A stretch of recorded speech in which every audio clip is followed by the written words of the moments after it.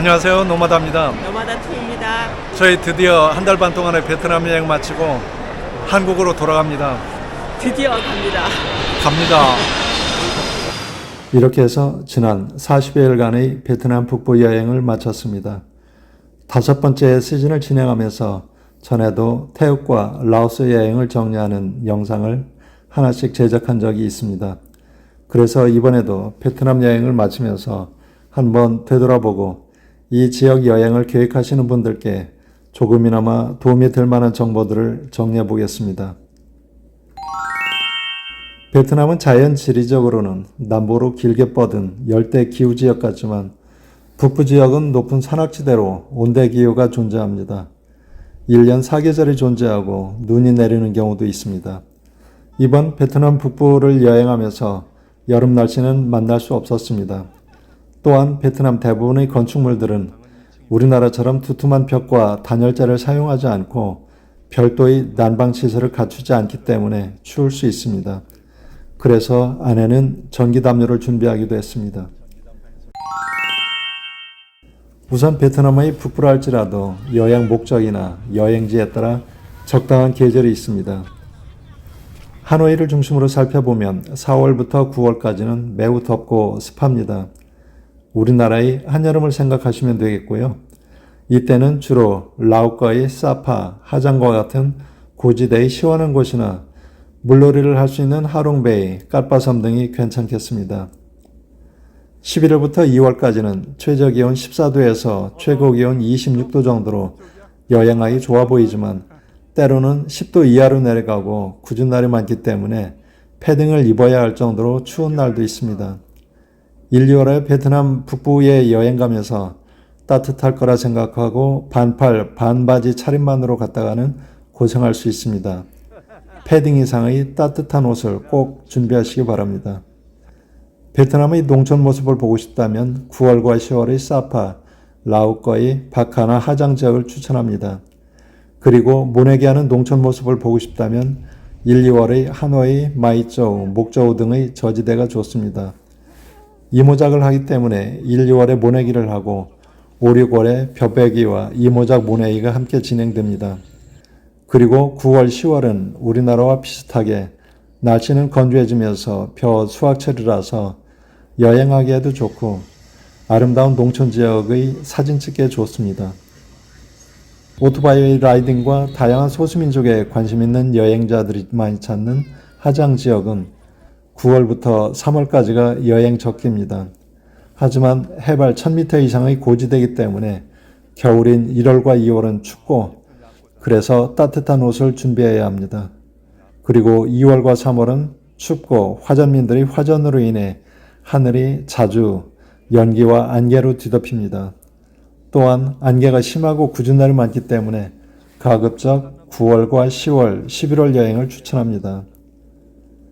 마이쩌우와 목저우는 벼농사와 과수원, 목축, 차밭 등으로 1월 중순에는 하얀 자두꽃과 매화꽃, 유채꽃이 만발하고 5월에는 드넓은 녹차밭에서 녹차 수확이 시작되는데 초록의 녹차밭에 빨갛고 검은 원색옷을 입은 몽족 주민들이 차를 수확하는 장면은 사진 애호가들에게 인기가 높습니다.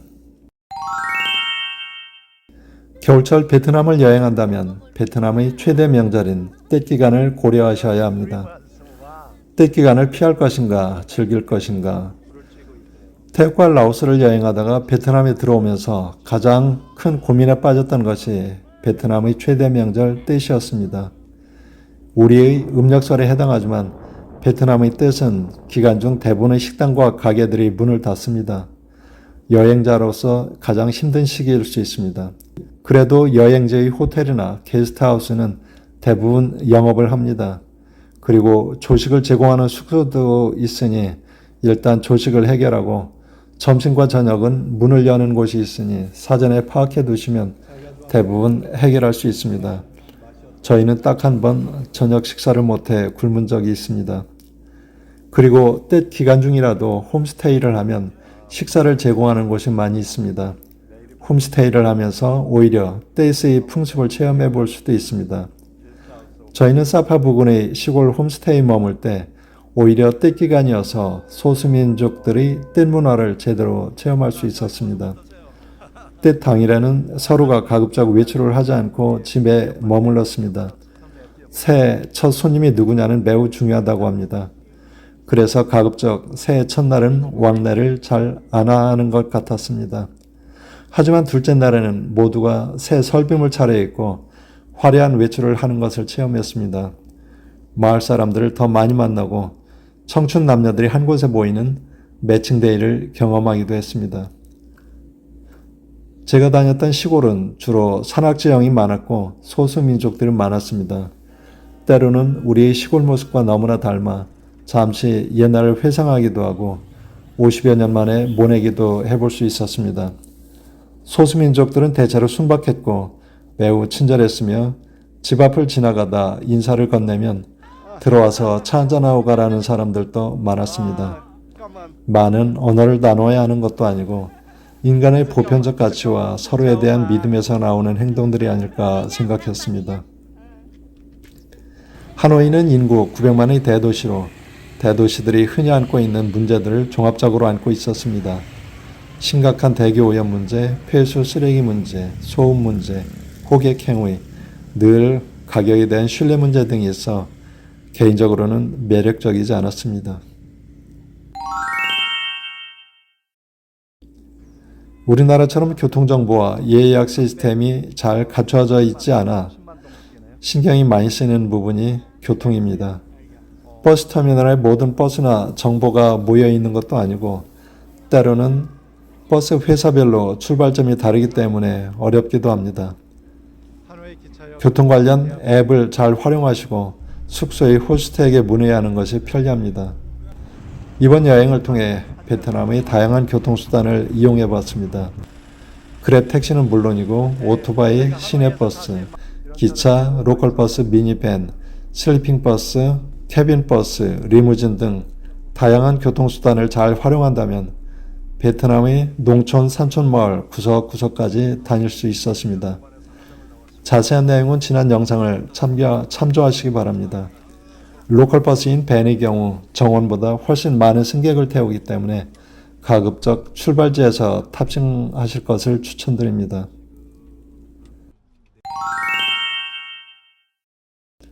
여행지에서 내가 지불한 만큼 서비스를 받는 곳이 숙소입니다. 단기 여행이나 패키지 여행이라면 안락하고 편안한 고급 호텔에서 머물 수도 있겠지만 장기 여행자들에게는 항공권보다 많은 비중을 차지하는 것이 숙박비입니다.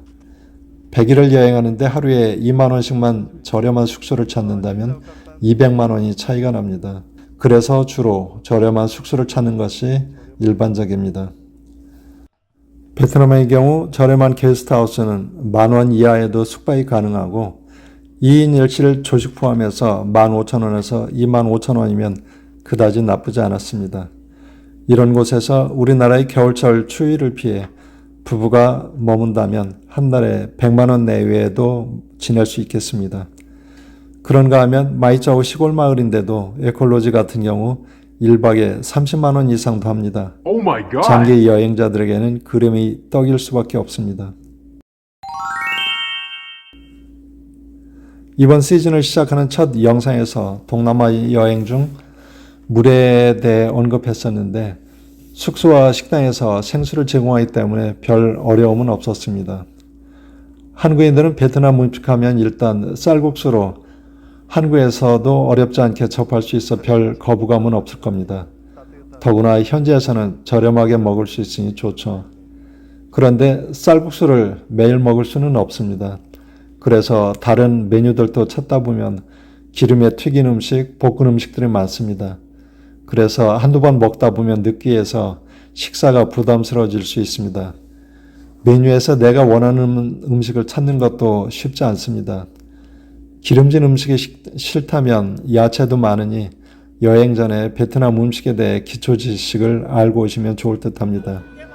베트남의 음식에 대해서는 개인적인 취향에 따라 호불호가 있을 수 있으니 사전에 대비하고 오시는 것이 좋습니다. 동남아시아에서 메뉴를 고를 때 소고기와 닭고기는 한국의 소고기 닭고기와는 상당히 다릅니다. 동남아시아의 소는 우리 한우와 달리 대부분 버팔로우라고 부르는 물소입니다. 대부분 어린 소가 아니기 때문에 육질이 매우 질깁니다. 어떤 경우에는 소고기 요리를 주문했다가 먹지 못하고 그냥 나온 적도 있습니다. 닭도 대부분 나이 든 닭이 많아 육질이 질깁니다. 하지만 채소와 과일들은 대부분 저렴하고 신선하기 때문에 좋습니다. 청경채나 모닝글로리 채소는 많은 식당에서 쉽게 만날 수 있습니다. 사파 지역을 여행하다 보면 거리에서 구걸하는 사람들, 특히 어린아이들을 많이 보게 됩니다. 맨발로 여행자들에게 직접 구걸하는 아이들, 물건을 판매하는 아이들, 엄마의 손에 이끌려 거리로 내몰리는 아이들이 많았습니다. 여행자로서 순간 많은 생각을 하게 됩니다. 줘야 하나 말아야 하나, 안 주자니 인정 없는 것 같고, 주자니 아이들의 그런 삶이 계속될 것 같고, 저는 매정하게 주지 않았습니다. 그 아이들에게 돈을 준다면 부모들은 내일 또다시 아이들을 데리고 거리로 나올 겁니다. 어쨌든 또 나오겠지만요. 이것은 서양 여행자들도 마찬가지였습니다. 매정하다 싶을 정도로 서양 여행자들은 외면합니다. 하노이와 사파 각 여행지를 다니다 보면 호객행위가 매우 심합니다. 맥주 거리의 호객행위, 거리에서 기념품 판매하는 상인의 호객행위는 여행 기분을 상하게 할 수도 있습니다. 일단 저는 그들과 눈을 마주치지 않았습니다.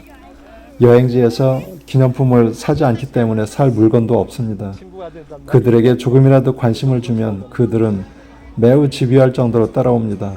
얼마나 집요한지 어떤 한국 여행자는 피하다 결국엔 나중에 친구가 되어 함께 걷고 있더라는 SNS의 글도 본 적이 있습니다만 무관심하게 지나가면 더 이상 따라오지 않았습니다. 물건값에 대해서는 하노이의 어느 숙소에서 나눠준 손님들에 대한 하노이 안내서에 하노이에서는 물건을 살 때 무조건 부르는 가격보다 훨씬 저렴한 가격을 제시해서 협상을 하라는 안내서를 본 적도 있습니다. 하지만 오지 지역을 여행할 때는 그다지 신경을 쓰지 않아도 됐습니다.